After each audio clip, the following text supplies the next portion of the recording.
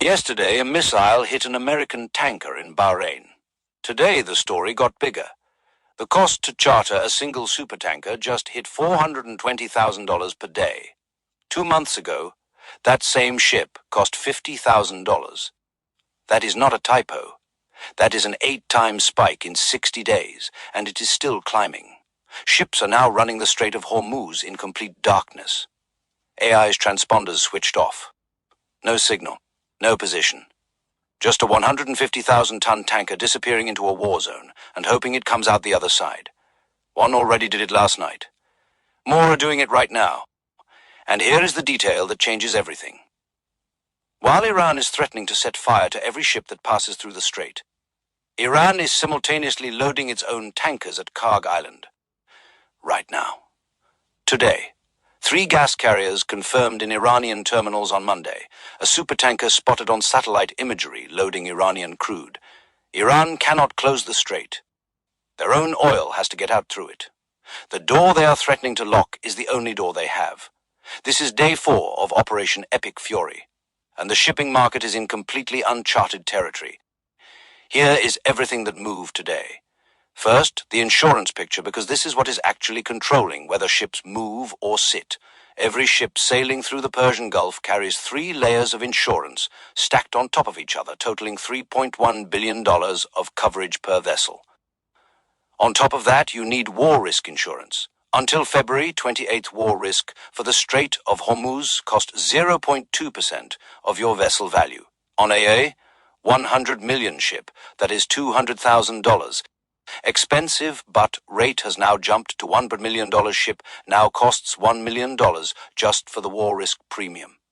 Per voyage. But here is what the headlines are getting wrong about the insurance cancellation. The P&I clubs did not actually pull coverage. What they did is more calculated than that. Your existing war risk policy is valid until midnight March 5th. What the club said is this: if you transit the strait right now under your old policy, we will not give you new coverage afterward. You run it, you are on your own coming back. They are not cancelling, they are leveraging. They are holding the renewal hostage to force ships to sit still while they reprice every policy in the region at the new higher rate. Insurance companies do not want ships getting hit, not because they care about the crews, because they do not want to pay out. What they want is to cancel the cheap old policies, reissue new ones at 1% or higher, and collect the difference. There is no way around the Persian Gulf. There is no Cape of Good Hope reroute for this choke point. Every ship that needs to get in or out has to pay whatever the new rate is. The insurance industry knows that, and they are pricing accordingly. Now the traffic data, because the numbers tell the story better than anything else. On February 28th, the day the strike started, 55 ships transited the strait eastbound and 43 westbound. Roughly 100 ships in 2004 hours. Close to normal. By March 1st, that number had crashed to 18. Right now it is falling further. Ships are clustering on both sides. To the south of the strait off the Gulf of Oman. To the west inside the Persian Gulf off the UAE coast. Hundreds of vessels anchored and waiting. The congestion is starting to resemble what happened when the Ever Given blocked the Suez Canal in 2021. That incident piled up 450 ships at both ends within days. We are watching the same dynamic build here in real time. But here is what is different from the Ever Given.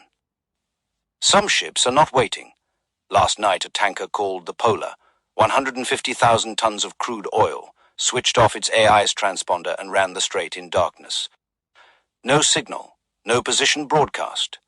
Invisible on every tracking system in the world. It made it through. It is now on the western side of the strait inside the Persian Gulf. It will not be the last. Ship owners are doing the math. At $420,000 per day in charter rates, the financial pressure to move is enormous.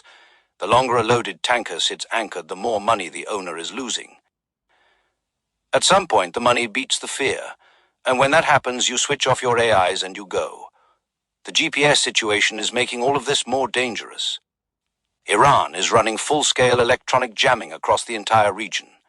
Ships are showing up or AIs appearing to steam in circles on land. Navigation systems are giving false positions. The Joint Maritime Information Center is telling every vessel in the area, do not rely on GPS. use radar, use visual navigation. Use celestial navigation if you have to. In a narrow 21-mile strait with 2 lanes of traffic and Iranian naval vessels nearby, navigating without reliable GPS is extraordinarily dangerous. Now, the wider market impact. The VLCC index, the daily charter rate benchmark for the world's largest crude tankers, hit $280,941 yesterday, the highest level since 2008. The Middle East Gulf to China route specifically assessed at $423,736 per day. The Suezmax index, the next size down, more than tripled over the weekend. At the Trans-Pacific Maritime Conference in Long Beach right now, every major container line has already announced a surcharge. $1,500 per standard container, $3,500 per refrigerated container. That cost will be passed to importers. Importers will pass it to retailers. Retailers will pass it to you. Suez Canal transits dropped 12.5% as the Houthi announced solidarity with Iran and signaled renewed Red Sea attacks. Both of the world's critical choke points are now simultaneously suppressed. Ships that were quietly returning to the Red Sea after months of Cape of Good Hope rerouting have reversed course again. The Cape of Good Hope routing surge that drove rates up in 2024 and 2025 is back. The U.S. military is escalating. Central Command has confirmed strikes against Iranian naval assets, including the drone carrier Shahid Bagheri. The same playbook used in Operation Praying Mantis in 1988, when the U.S. Navy sank half the Iranian fleet in a single day. Iran's naval capability is being systematically degraded.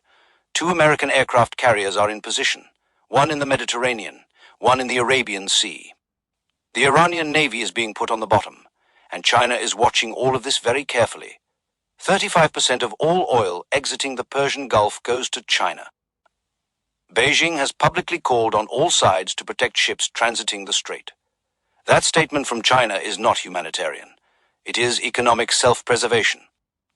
Every day the strait stays choked is a day China drains its floating storage off Singapore and Malaysia. Analysts estimate 100 to 200 million barrels sitting in those tankers right now. That buffer gives China days, not weeks. Here is where things stand as of right now. The Strait of Hormuz is not closed. Ships are moving through it, some of them in darkness with transponders off.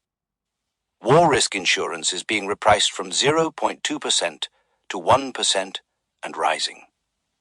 VLCC rates are at their highest since 2008, and one analyst is predicting $500,000 per day before this is over. Iran is still loading its own tankers at Karg Island, which tells you everything you need to know about whether they will actually close the strait. They will not. They cannot.